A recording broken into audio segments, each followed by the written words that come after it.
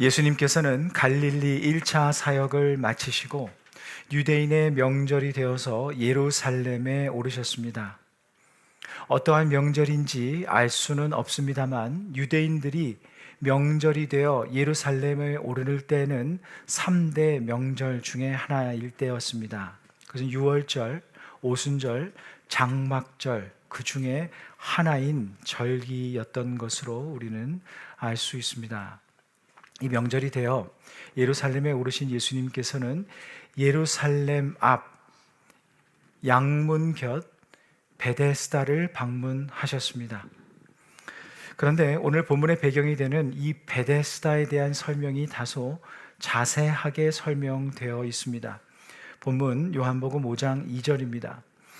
예루살렘에 있는 양문 곁에 히브리 말로 베데스다라 하는 못이 있는데 거기 행각 5이 있고, 그냥 예루살렘 곁에 베데스다 못이 있다라고만 말씀을 하셔도 되는데 예루살렘에 있는 양문 곁에 히브리 말로 베데스다라 하는 못이 있는데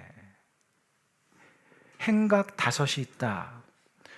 큰 정자 5이 있어서 많은 사람들이 모인다는 겁니다. 이렇게 자세하게 기록한 데는 의도와 이유가 있기 때문 아니겠습니까? 먼저 이 양문이라는 것은 양의 문이라는 뜻입니다. 영어로 하면 The Sheep Gate입니다. 양이 지나가는 문입니다. 양이 왜 그 문으로 들어갈까요? 거기 목장이 있어서가 아닙니다. 양은 예루살렘 성전에 제물이 되기 위해서 그 문을 통과해서 들어가는 것이었습니다. 그래서 양문이었습니다. 사람들의 죄를 대신 진 어린 양이 그들을 위해 대신 죽기 위해 지나가는 문이 바로 그 양문, The Sheep Gate였습니다. 그래서 유대인들은 그 양문을 은혜의 문으로 여겼습니다. 자기의 생명 대신, 자기 대신 그 생명을 바쳐 자신을 용서하게 하는, 용서받게 하는 그러한 희생양이기 때문입니다. 그 양문 곁에 베데스다라는 못이 있었다. 그런데 이것을 히브리 말로라고 기록을 합니다. 히브리 말로라고 표현을 쓴 이유가 있겠죠. 이 베데스라라는 단어는요, 히브리 말이었고 히브리 단어 중에 합성어였습니다. 두 단어가 합쳐진 것이었는데 베데스다, 집이라는 뜻이죠. 에스타, 헤세드라는 뜻입니다. 그래서 은혜의 집이 바로 베데스다였습니다. 그래서 이 본문의 배경을 이 사도 요한이 기록을 할 때 이렇게 기록한 겁니다. 양문 곁 베데스다, 이것이 본문의 배경이다. 이것은 무엇이냐면 은혜의 문, 은혜의 집, 은혜의 장소, 바로 그곳에서 있었던 일을 기록한다, 이런 뜻이었습니다. 그리고 그 은혜의 장소에 걸맞는 사람들이 있었죠. 수많은 병자들이 있었습니다. 요한복음 5장 3절입니다. 그 안에 많은 병자, 맹인, 다리 저는 사람, 혈기 마른 사람들이 누워, 많은 병자들이 은혜를 간구하며 그곳에 있었다는 겁니다. 근데 여기에는 특별한 이유가 있었어요. 본문 3절 후반절에서 4절을 연결해서 읽으면 물의 움직임을 기다리니 이는 천사가 가끔 못에 내려와 물을 움직이게 하는데 움직인 후에 먼저 들어가는 자는 어떤 병에 걸렸든지 낫게 되밀어라. 이것은 이스라엘에 내려오는 민간 신앙이었습니다. 천사가 가끔 그 베데스다 못에 내려왔답니다. 그러면 그 물을 동하게 하는 겁니다. 움직이는 겁니다. 그 물이 움직인 후에 사람들 중에 가장 먼저 그 물에 들어가는 사람은 어떤 병에 걸렸든지 다 나았다. 이런 전설과 같은 민간 신앙이었습니다. 실제로 그런 일이 일어났다, 사람이 낫는 일이 일어났다, 이런 기록은 사실은 없습니다. 근데 분명한 것은 이거였던 것 같아요. 어떤 연유인지는 모르겠는데 자연 현상으로 성경학자들은 해석합니다만 물이 움직이는 현상이 있었다는 겁니다. 이게 연못인데 물이 움직이는 겁니다. 이게 굉장히 희한하잖아요. 사람들은 그곳에 천사가 내려왔나 보다. 천사가 내려와서 물을 휘젓고 올라간다. 그때 누구든지 먼저 가면 은혜를 받는다. 병이 낫는다. 이런 기대감이 사람들에게 투영되어서 민간 신앙으로 자리 잡은 것 같습니다. 어찌되었든지 간에 여기 모인 모든 사람들은 그 민간 신앙을 믿고 그곳에서 자신의 병이 고침을 받는 그 은혜의 순간을 기다리면서 정말 수많은 병자들이 그곳에 누워 있었습니다. 그런데 사실 이 은혜의 장소인 베데스다는 정말 은혜가 넘치는 곳은 아니었습니다. 아니, 병이 고쳐지는 그러한 곳이니 은혜의 장소 베데스다 맞지 않습니까? 라고 생각할 수 있지만 잘 보면은요, 그곳은 정말 은혜의 집이 아니었습니다. 은혜라는 이름만 있을 뿐 전혀 은혜롭지 않은 곳이 바로 이 베데스다였습니다. 왜 그런지 한번 보십시오. 그곳에 있는 사람들은 하나님의 은혜, 하나님께서 고쳐주시는 그 은혜에 대한 기대가 있기 때문에 모였습니다. 그러나 그들이 자신들의 병이 낫는 은혜를 얻으려면 어떻게 해야 합니까? 물이 가끔씩 동하는데, 움직이는데 그 동하고 나면 누구보다 먼저 가야 합니다. 4절에 보면 먼저 들어가는 자는 낫게 됨이더라 라고 기록되어 있어요. 먼저 들어가는 자는 낫게 됨이더라. 그러니까 물이 움직인 후에 남들보다 먼저 들어가야 됩니다. 그 사람만 낫게 된다고 믿기 때문입니다. 그럼 자연스러워 어떤 현상이 되는가? 경쟁이 벌어집니다. 내가 낫기 위해서는 당신을 짓밟고 가는 그러한 경쟁 사회가 이 베데스다에서 열리고 있었던 거예요. 잘 뛸 수 있는 능력이 있어야 치유받을 수 있는 자격이 주어지는 겁니다. 뛸 수 있는 능력이 없으면 치유받을 자격도 없는 겁니다. 이게 베데스다였어요. 능력을 갖추어야만, 능력이라는 자격을 갖추어야만 은혜를 얻을 수 있는 곳, 그것이 베데스다였습니다. 정성도 들이고 능력도 있어야 병을 고침받을 수 있는 은혜를 얻게 됩니다. 여러분 한번 묻습니다. 이것은 은혜인가요? 아니면 그냥 경쟁 사회의 일부분일 뿐일까요? 이것은 전혀 은혜가 아닙니다. 이것을 누가 은혜라고 합니까? 여기에는 어떤 은혜도 없습니다. 은혜의 집이라는 좋은 이름은 있지만 전혀 은혜와는 상관없는 곳이 바로 베데스다였습니다. 능력 없는 사람은 도태되어야 되고 경쟁에서 뒤처진 자는 은혜 받을 자격도 없는 곳이 되어버리고 말았어요. 세상의 경쟁의 가치만 가득한 곳이 이 베데스다였습니다. 그래서 그곳에서 도태되고 뒤처진 사람 중에 한 명이 바로 오늘 예수님께서 만나신 38년 된 병자였습니다. 그는 예수님께 이렇게 말합니다. 본문 7절입니다. 병자가 대답하되 주여 물이 움직일 때에 나를 못에 넣어주는 사람이 없어 내가 가는 동안에 다른 사람이 먼저 내려가나이다. 이 사람은 마비 환자였습니다. 하지 마비였습니다. 도체 걸을 수가 없는 사람입니다. 그런데 물이 움직일 때 자기를 도와주는 사람이 아무도 없다는 겁니다.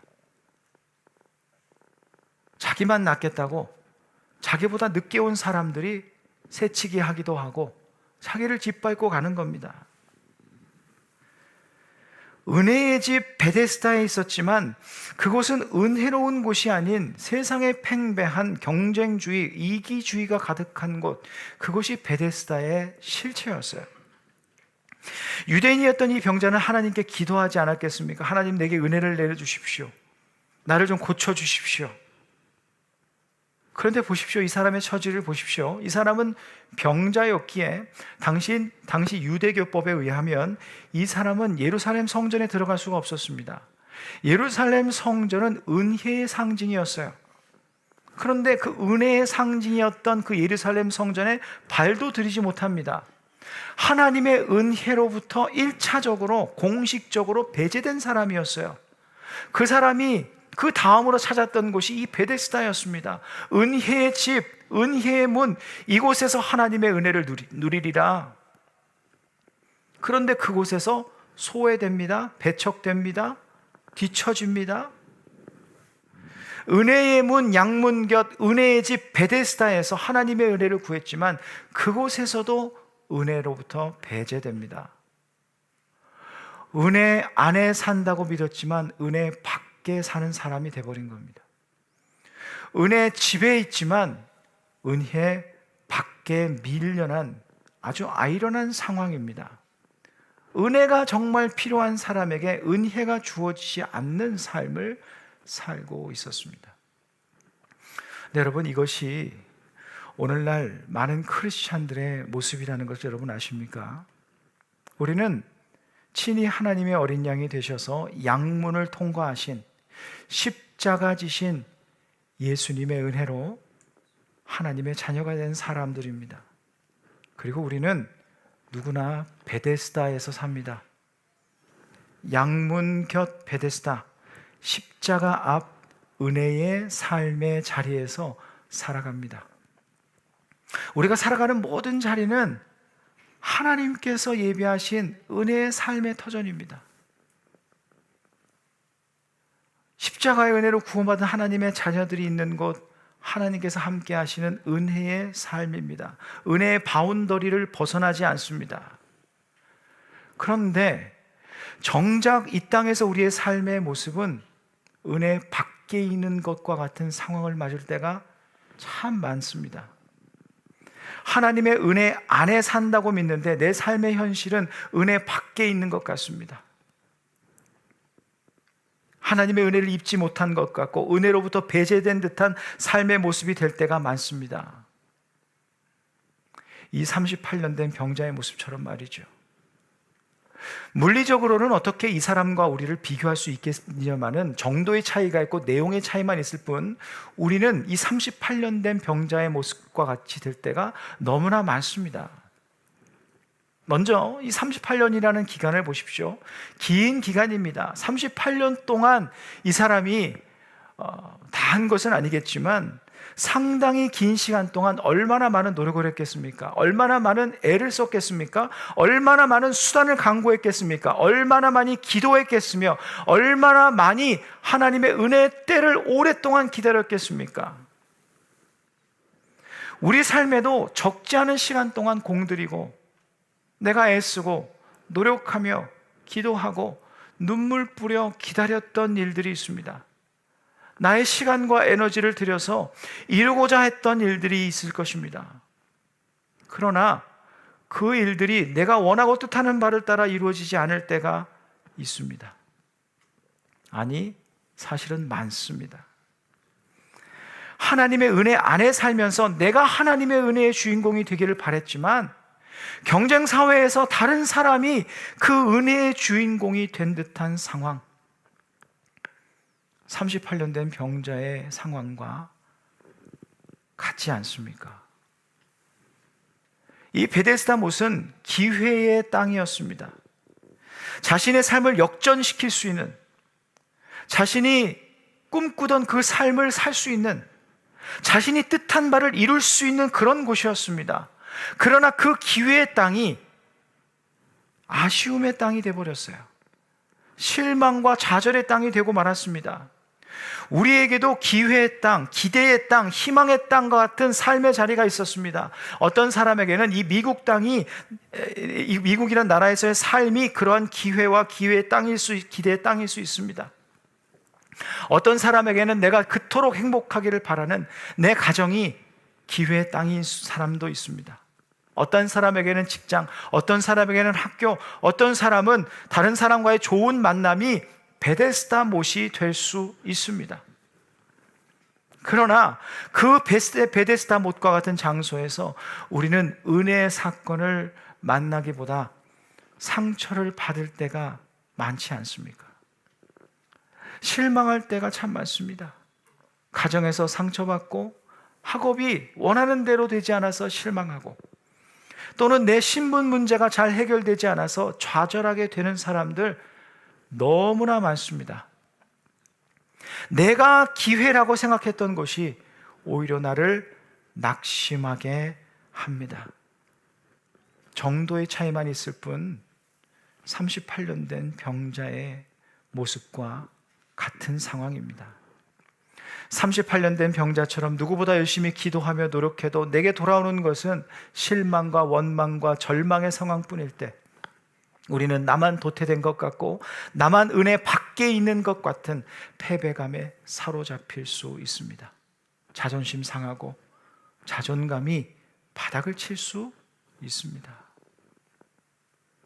그러나 본문의 내용을 잘 보십시오. 그 38년 된 병자를 예수님께서 그분의 말씀의 능력으로 고쳐주십니다. 오늘 본문 요한복음 5장 8절과 9절입니다. 예수께서 이르시되 일어나 내 자리를 들고 걸어가라 하시니 그 사람이 곧 나아서 자리를 들고 걸어가니라. 여기서 우리는 예수님께서 그 놀라운 능력으로 이 사람의 병을 고치셨다라는 것에 주목할 수 있지만, 그런 일은 사실 예수님에게는 늘 일어나는 일입니다. 그 예수님을 우리는 믿습니다. 근데 우리가 주목해야 될 것은 무엇인지 한번 보십시오. 무엇을 볼 수 있는가? 38년 된 병자가 꿈꾸던 자신의 삶의 모습은 무엇이었습니까? 천사가 가끔 연못에 내려와 물을 움직이면 자신이 가장 먼저 가는 것이었습니다. 그래서 병이 낫는 것이었어요. 그것이 그의 계획이었고 꿈이었고 목표였습니다. 그러나 예수님께서는, 우리 주님께서는 그 뜻대로 그를 고치지 않으시고 예수님의 뜻과 방식으로 그를 고치셨습니다. 자신이 직접 그 사람을 찾아가셔서 직접 고쳐주시는 것이 그분의 방법이었고 그분의 뜻이었습니다. 무엇이 이 사람에게 더 선하고 무엇이 이 사람에게 더 유익한 방법이었습니까? 만일 그 사람의 뜻을 따라 그 사람이 계속 베데스다 연못에서 고침받는 것만을 꿈으로 삼고 살았더라면, 그것을 위해 끝까지 기도하고 그것을 위해 평생을 보냈더라면, 그 사람은 결국 실패자요 낙오자의 삶으로 그 인생을 마감하고 말았을 겁니다. 혹시 그 사람이, 혹이나 그런 일이 없겠지만은 천사가 정말 내려와서 물이 동하여서 자기가 사람들을 동원해서 수완을 발휘하고 인간관계를 잘 쌓아서 병이 나았다고 생각해 보십시오.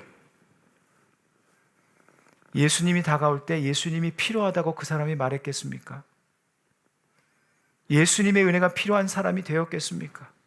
내가 이렇게 노력하고 내가 모략을 잘 짜고 내가 전략을 잘 짜서 사람들과 좋은 관계를 맺어서 소위 잘 준비해서 내가 이런 일을 이룬 사람이야, 이렇게 자랑할지언정 예수님의 은혜로 나는 고침을 받은 사람이다, 이런 겸손하고 은혜의 사람은 되지 못했을 것입니다.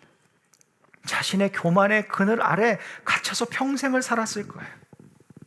그러나 그가 예수님의 뜻대로 고침을 받고 일어나 걷는 사람이 되었을 때, 그는 예수님을 믿고 따르는 사람이 되었고 예수님을 전하는 사람이 되었고, 이어지는 내용을 보면 그를 통해 하나님의 뜻이 이루어지는 귀한 하나님의 동역자, 예수님의 동역자가 되었습니다. 중요한 것은 그의 뜻과 꿈이 무너진 것이 아니라 그를 향한 예수님의 뜻과 계획이 이루어진 것이었습니다. 중요한 것은 내 삶에 내가 꿈꾸던 그 삶의 모습이 무너진 것이 아니라 나를 향한 주님의 뜻과 계획이 지금도 이루어지고 있다는 그 사실입니다. 여러분, 우리가 만일 나의 계획이나 나의 뜻이나 나의 정성과 노력이나 나의 방법과 수완으로 내 삶을 진정한 베데스다로 만들지 못했다고 실망하고 좌절만 하고 있다면 그 사람은 믿음의 사람이 아닙니다. 내가 가진 힘과 지혜로 내가 원하는 삶의 결과를 만들어내지 못했다고 내 삶이 마치 은혜 밖에 있는 것처럼, 내 인생이 도태되고 실패한 것처럼 자책하고 있다면 그 사람 또한 믿음의 사람은 아닐 것입니다. 그것은 내가 주님의 뜻과 계획을 신뢰하는 것이 아니라 나의 뜻과 계획을 신봉하는 사람이었다는 것을 반증하는 것이기 때문입니다. 내가 가진 것을 바라보고 세상의 환경과 상황을 바라보는 것에서 그치는 사람은 믿음의 사람이 아닙니다. 그것은 믿음의 사람이 아니어도 할 수 있는 겁니다. 믿음의 사람은 하나님을 바라보는 겁니다. 하나님의 계획과 뜻을 신뢰하는 겁니다. 내 뜻과 계획이 무너져도 하나님의 뜻과 계획은 살아서 지금도 역사하고 있음을, 그 하나님의 뜻과 계획이 더 선하고 나에게 더 유익함을 믿는 사람입니다. 세상의 소리, 너는 도태된 자야, 너는 모자란 사람이야, 너는 실패한 자야, 이런 소리에 기울이지 않고 주님의 소리에 기울이는 사람입니다. 어떤 주님의 말씀 말입니까? 오늘 본문 8절, 일어나 내 자리를 들고 걸어가라. 여기서 왜 주님께서는 내 자리를 들고라고 말씀하셨을까요? 이것이 나중에 문제가 되는데 주님께는 그것이 중요했습니다. 내 자리를 들고, 우리의 과거와 현재의 실패의 자리, 실망의 자리, 한계로 인한 좌절의 자리, 상처의 자리, 그 자리에 더 이상 눌러 앉아 있지 말라는 겁니다. 그 자리 털어버리라는 거예요. 일어나 내 자리를 들어라. 그리고 어떻게? 걸어가라. 어디로 말입니까? 내 삶을 향한 주님의 뜻을 믿는 믿음의 걸음을 걸어가라. 신뢰의 길로 걸어가라 고 말씀하십니다. 예수님께서 이 사람을 찾아오실 때 예수님의 모습을 이렇게 기록했습니다. 오늘 본문 6절입니다. 예수께서 그 누운 것을 보시고 병이 벌써 오래된 줄 아시고, 여기서 보시고에 쓰인 헬라어 동사 에이돈은 꿰뚫어 보다, 주목하여 보다 이런 뜻입니다. 그리고 여기 아시고에 쓰인 기노스코는 공감하다인데 이것이 문법적으로 부정과거 분사로 쓰여서 과거로부터 지금까지, 그러니까 이 사람을 그 이전부터 주목하고 계셨으며 그 이전부터 이 사람의 아픔에 공감하고 아파하고 계셨다는 겁니다. 그렇다면 예수님께서 이 사람을 찾아가신 것은 예루살렘 가셨다가 어쩌다가 우연히 양문 곁에 들렀다가 보시고 아 불쌍하다 하신 것이 아니라 이미 오래전부터 이 사람의 인생을 주목하고 계시다가 함께 아파하고 계시면 그 공감하는 마음으로 이 사람을 향해서 다가가셨다는 뜻이 됩니다. 사랑하는 성도 여러분, 이 예수님이 바로 우리의 삶에 함께하고 계신 바로 그 주님이십니다. 주님께서 세상 끝날까지 너희와 함께 하시리라고 말씀하셨습니다. 이건 무슨 뜻인가? 너희 인생의 베데스다로 내가 항상 찾아갈 것이다 라고 말씀하시는 거예요. 너의 인생의 베데스다가 그곳에서 일어난 일이 어떤 일이든지 간에 나는 너와 함께 할 것이고 너를 주목하고 있고 너의 마음에 아파하고 있고 너와 함께 기뻐하고 있고 언제나 너를 찾아가 너와 함께 할 것이다. 이것이 세상 끝날까지 함께 있으리라는 주님의 말씀입니다. 우리가 지금 이 예배의 자리에 있다는 것 자체가 주님께서 우리의 삶에 찾아오셨다는 거예요. 왜? 하나님께서 이끌지 아니하시면 누구도 이 자리에 앉아 있을 수 없기 때문입니다. 기억하십시오. 우리 주님은 우리의 삶을 진정한 베데스다로 만들기 위해서 언제나 우리의 삶에 찾아오십니다. 그리고 우리와 함께하고 계십니다. 6절 마지막에 예수님께서 이 사람에게 이렇게 물으십니다. 내가 낫고자 하느냐? 여러분, 이 질문이 어떻게 해석되세요? 당연하죠. 이 사람 정말 낫기 원하는 건 아닙니까? 정말 그랬을까요, 여러분? 이 사람의 말투를 잘 보면은요, 자세하게 다루지는 않았습니다만 이 사람은요, 소망이 없는 사람입니다. 아무도 나를 데려가 주지 않습니다. 아무도 나를 도와주지 않습니다. 나는 소망이 없습니다. 내가 낫고자 하느냐라는 말에 이런 반구도 답하지 않습니다. 그냥 절망의 소리뿐입니다. 내가 낫고자 하느냐? 낫고자 하는 소망 자체가 다 포기된 절망의 사람이었습니다. 예수님께서 이 사람에게 내가 낫고자 하느냐? 이것은 무슨 뜻이냐면요, 희망을 버리지 마라. 내가 왔잖냐? 내가 있다. 이런 뜻입니다. 언제나 우리 주님께서는 우리의 삶에 베데스다로 오셔서 우리에게 물으십니다. 내가 낫고자 하느냐? 내가 너와 함께하고 있다. 내가 너와 동행하고 있다. 너를 위해 내가 너를 찾아왔다.